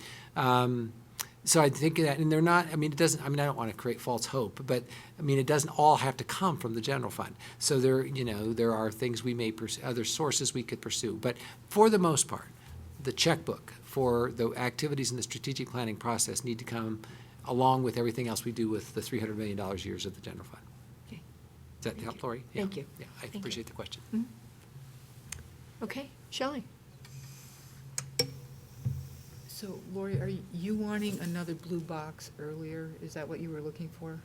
And is that something that you're suggesting? And when you say we'll be hearing in January about resource implications for the strategic plan, are you thinking that might be presented in a work session or in a document of some kind, or?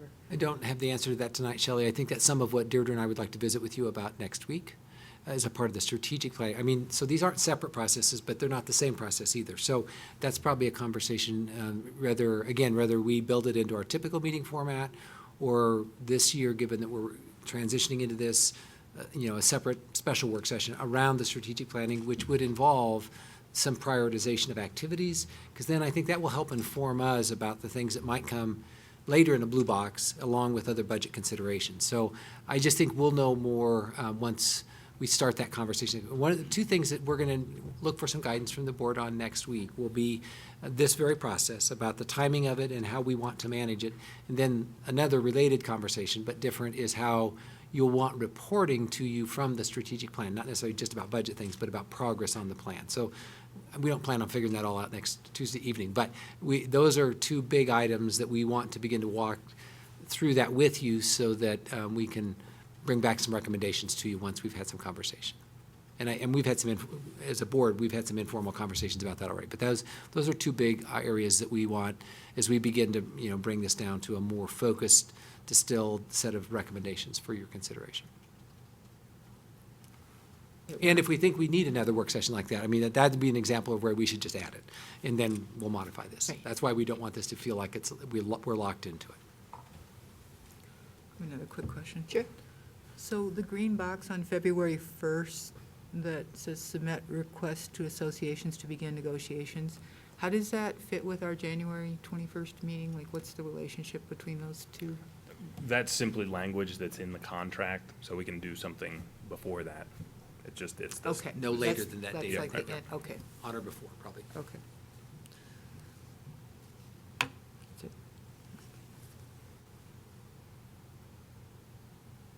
Jenny? So have we thought about building public input or presentations? You're pointing it, and I don't see it. Thanks, Sam. Where is it? I mean, so stakeholder input options. Okay. Community budget forum is an option. Okay, but we haven't actually built any timing or thought, I mean, those are all just options, but we haven't actually scheduled anything, so. I'm just, We or have- you haven't. we've not you formally- haven't. We can, as a board, think about it. We have, we've done that a few different ways over the years, and so, and I think our interest is trying to do it that's most community-friendly so that folks will participate.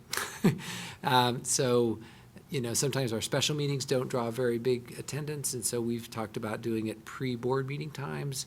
So I think we've got all those flexibilities, and we can add more, you know, or we might have a public hearing on a recommendation that comes out of strategic plan that both has budget implications and other implications. And so, you know, I think those are all things, again, that's some of what we want to visit with you about. And you know, we'll try some different things. I mean, some of the things might draw more attention and have more public interest than others, either because they're financial or just because they affect people's lives. And so, but we've not specifically put a schedule together for those, Jenny, but we certainly will do that. And I think we'll work with you to determine what we think the level of need is. I mean, obviously, we take public comment at every board meeting, but if we think there needs to be dedicated time specifically for that, in addition to whatever else we might plan, those are all options we have. But we've not specifically put a public hearing schedule together for your consideration tonight.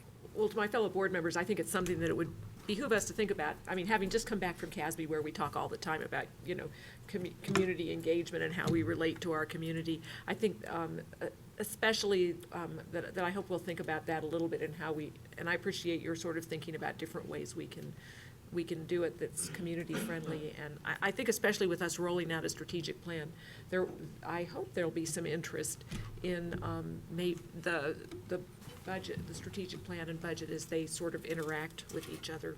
So maybe, you know, we'll have an opportunity to think about that some. Yeah. Sam? Sort of to that point, can you remind us of the composition of and the role of the Superintendent's Budget Advisory Committee and how that input makes its way to us? Well, that's a great question, Sam. You know, that committee was formed a number of years ago when the district was going through some significant budget reductions because of difficult times in the state and in the state legislative process.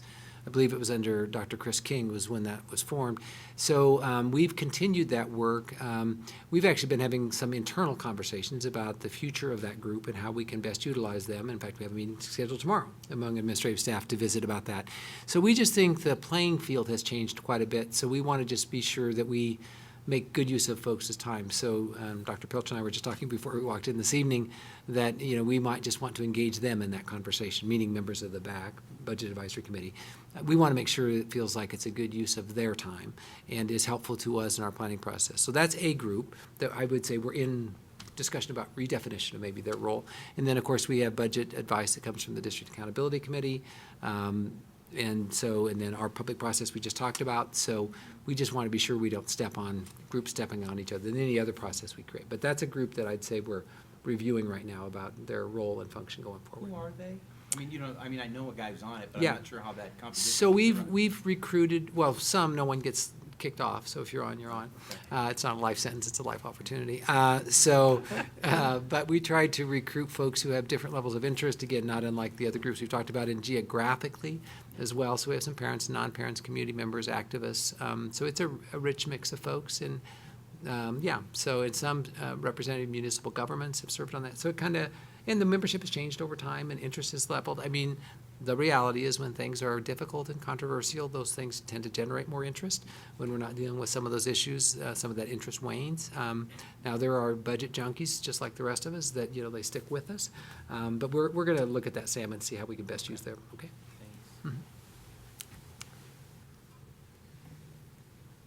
Anyone else?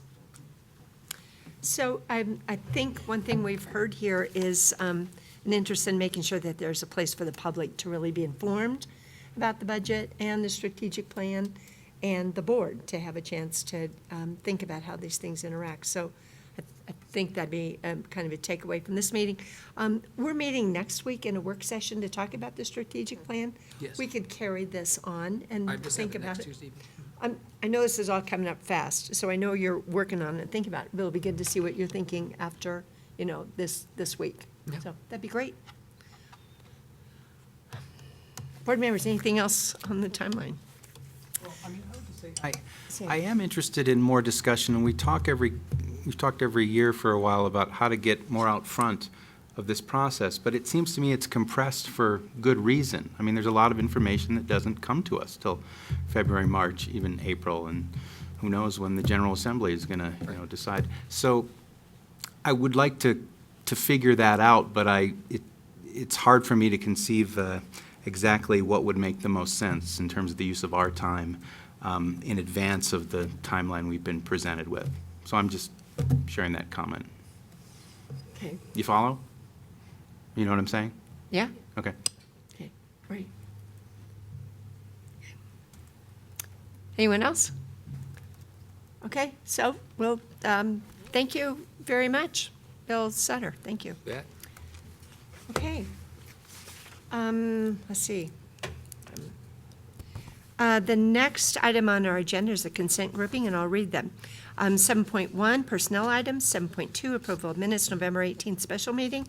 7.3, approval of minutes, November 18th regular meeting. 7.4, approval of minutes, December 1st special meeting.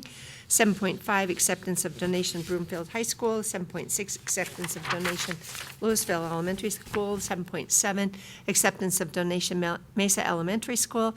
7.8, the 2014-15 revised budget. 7.9, acceptance of the 2013-14 fiscal year comprehensive annual financial report, or the CAFR. 7.10, approval of the 2015 BBSD legislative platform. 7.11, adoption of school priority improvement plans. 7.12, certification of mill levies. 7.13, managed fleet program. 7.14, school health professional grant from Colorado Department of Education for 2014. 7.15, a grant, food services equipment assistance grant from the Colorado Department of Education.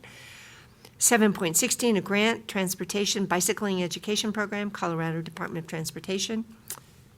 And that's it. Do I have a motion to approve? Sam, second. Jenny. Board members, discussion. Is there any item that anyone would like to pull? Seeing none. Are there any questions about any of the items?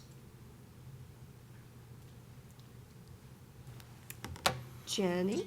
So Jenny? I just have a brief question, and it's a general question about unified improvement plans.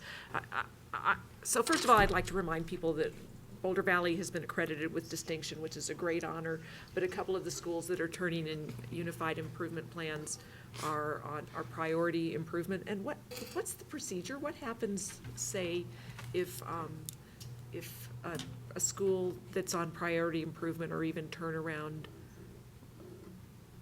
doesn't improve? Well, at the end of 5 years, we don't know. The state of Colorado, The state's never done we've never done it. So at the end of 5 years, we don't know. And there are districts in the state, schools in districts in the state that will hit that, not this spring, but the following spring.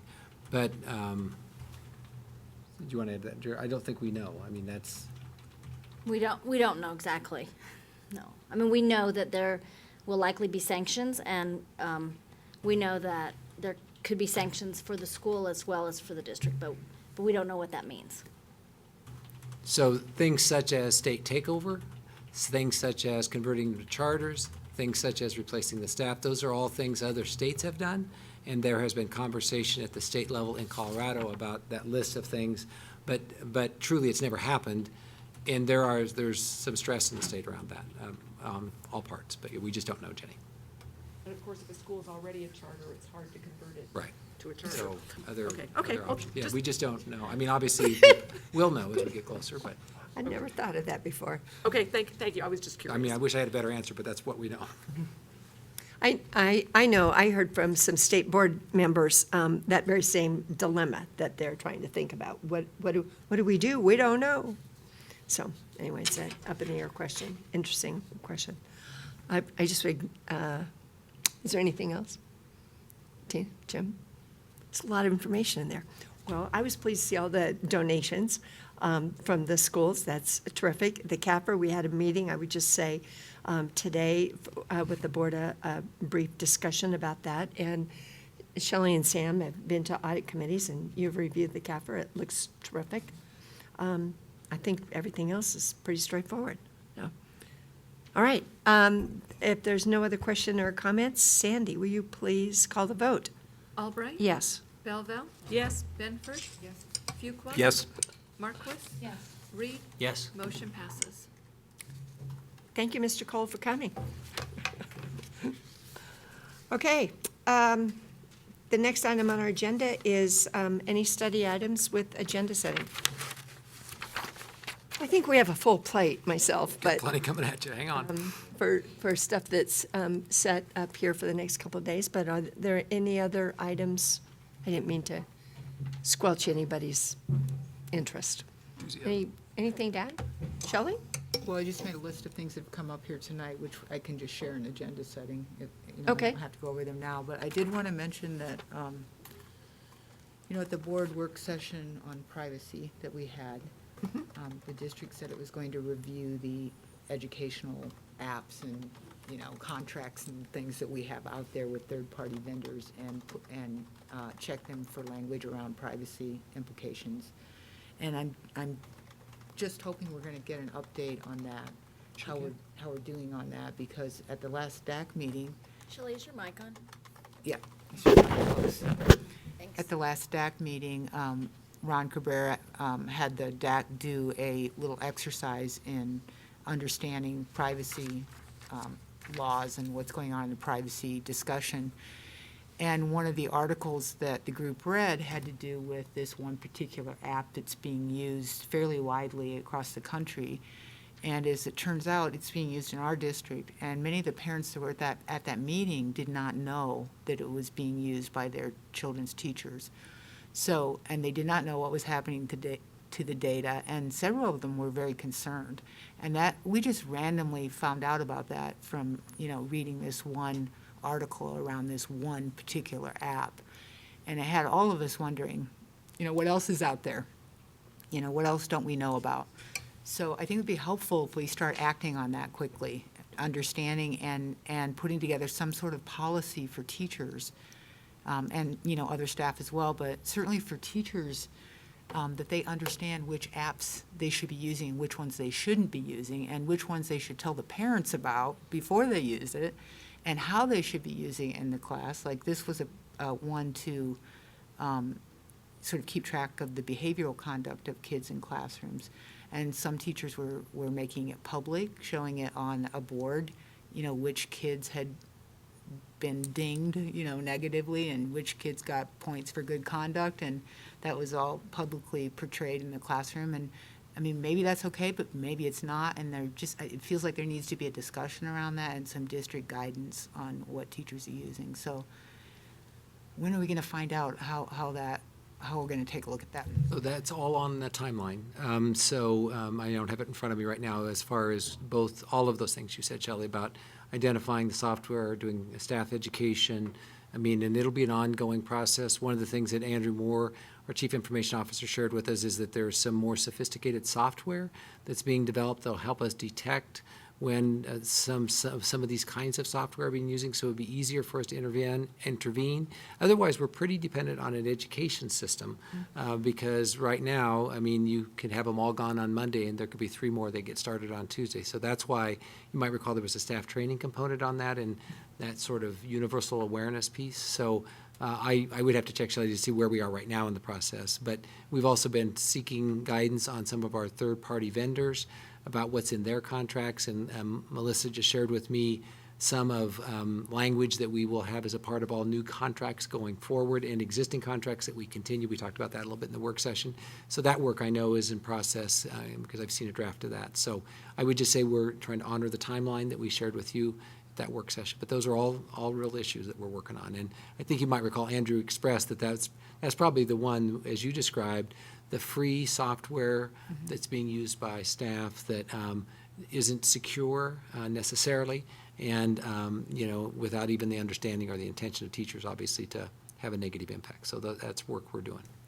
I'm kind of blanking on the timeline. I know we talked about how there was going to be a privacy policy come up for study and action at some point, but the rest of this, I'm not remembering what the timeline is for it.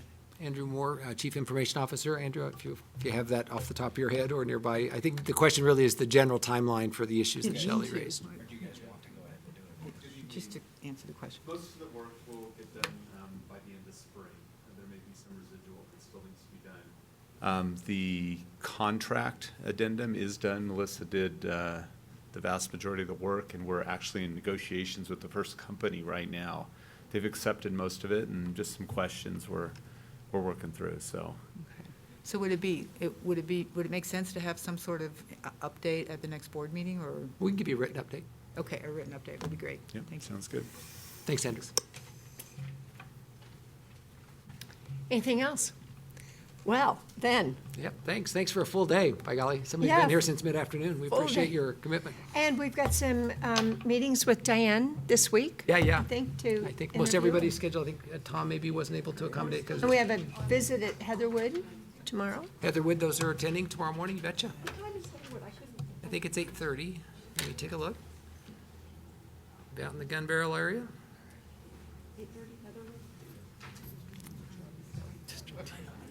Great. Okay, well, then, Yes, meeting 8:30, adjourned. Jenny. Thank you.